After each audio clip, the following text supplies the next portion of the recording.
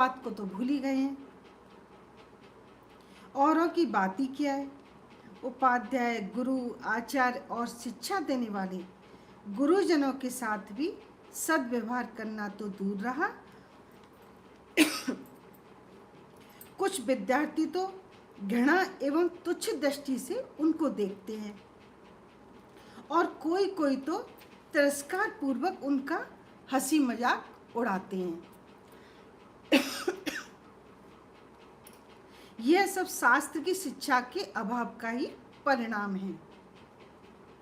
गुरुओं के पास जाकर किस प्रकार से उनकी सेवा, पूजा, सत्कार करते हुए व्यवहार करना चाहिए, यह मनु आदि महर्षियों की शिक्षा को देखने से ही मालूम हो सकता है। हमारे इस देश का कितना ऊंचा आदर्श था कि गुरुजनों के साथ कैसा व्यवहार था और कैसी सभ्यता थी। उसका स्मरण करने से मनुष्य मुक्त हो जाता है। मनु जी कहते हैं, शरीर, वाणी, बुद्धि, इंद्रियां और मन, इन सब को रोककर हाथ जोड़े गुरु के मुख को देखता हुआ खड़ा रहे। गुरु के सामने सदा साधारण अन्न, वस्त्र और वेश से रहे तथा गुरु से पहले उठे और पीछे सोवे। शिष्य को चाहिए कि बैठे हुए गुरु से खड़े होकर, खड़े हुए से उनके सामने जाकर, अपनी ओर आते हुए से कुछ पद आगे जाकर, दौड़ते हुए उनके पीछे दौड़कर बातचीत करे। गुरु के समीप शिष्य की सैया और आसन सदा नीचा रहना चाहिए। गुरु की आंखों के सामने शिष्य को मनमाने आसन से नहीं बैठना चाहिए। गुरु के साथ असत्य आचरण करने से उसकी दुर्गति होती है। मनु जी ने कहा है,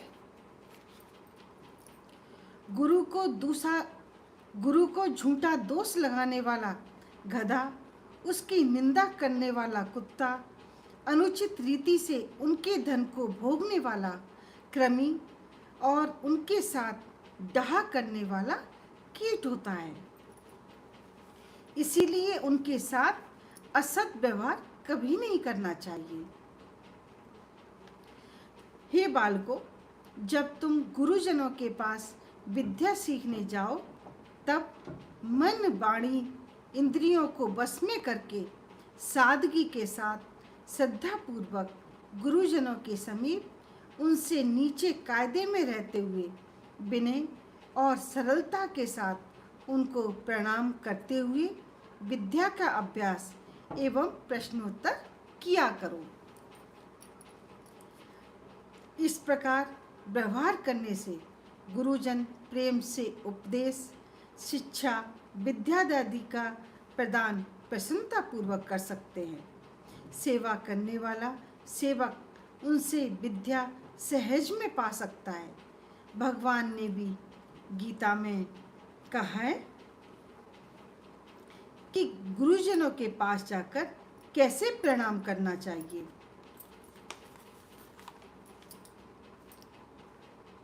हाथों को हेर फेर करके चरण छूने चाहिए।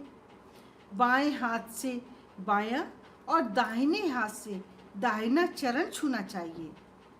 माता पितादि अन्य पूज्य जनों के साथ भी इसी प्रकार का व्यवहार करना चाहिए, क्योंकि बड़ी बहन, बड़े भाई की स्त्री, मौसी, मामी, सास, बुआ आदि भी गुरु पत्नी और माता के समान हैं और इनके पति गुरु तथा पिता के समान हैं। इसीलिए इन सब की सेवा, सत्कार, प्रणाम करना मनुष्य का कर्तव्य है। अपने से कोई बड़े, किसी भी प्रकार के बड़े हों, उन सब की सेवा और उन्हें आदर पूर्वक प्रणाम करना चाहिए। उनमें भी वेद और शास्त्र को जानने वाला विद्वान ब्राह्मण तो